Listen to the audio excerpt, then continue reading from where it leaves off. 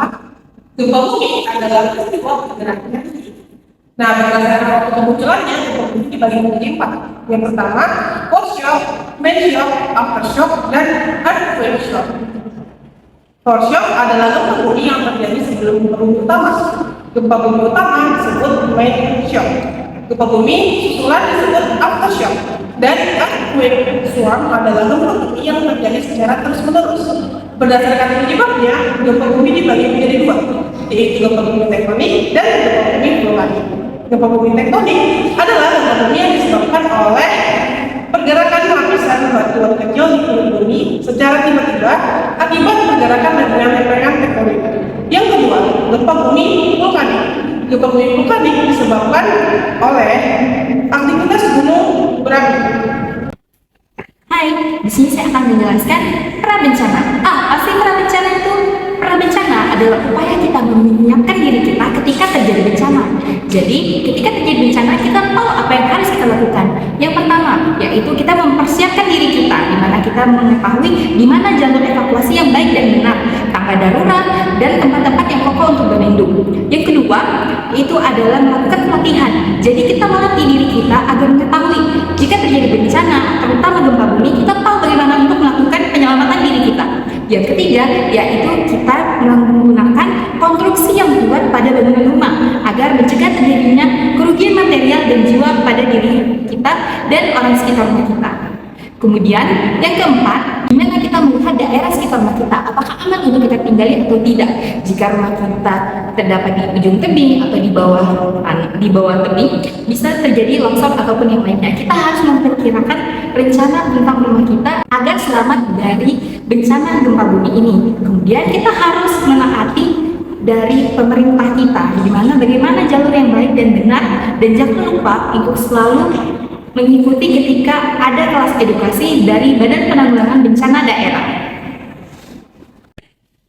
Apabila gempa bumi terjadi dan kita sedang berada di dalam ruangan, contohnya saja seperti di sekolah, di kantor, maupun di gedung bertingkat.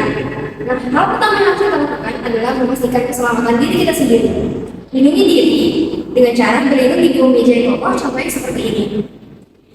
Hal tersebut bertujuan untuk melindungi diri kita dari kejatuhan benda-benda yang akan terjatuh maupun runtuh, kemudian juga dari pecahan jendela maupun kaca. Lindungi kepala kita menggunakan benda-benda seperti bantal maupun helm yang kita miliki, dan terus menunggu di bawah meja hingga gempa mereda. Apabila sudah dirasa aman, kita dapat segera untuk keluar ruangan. Yang kedua, apabila gempa terjadi pada saat kita memasak, segera matikan kompor dan matikan alat-alat yang terhubung dengan listrik. Mengapa? Hal tersebut bertujuan untuk menghindari atau mencegah terjadinya kebakaran.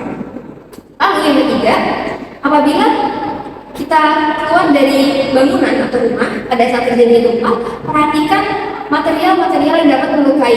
Contohnya saja seperti pecahan kaca maupun pecahan genteng. Yang keempat, jangan gunakan elevator untuk turun dari gedung tinggi.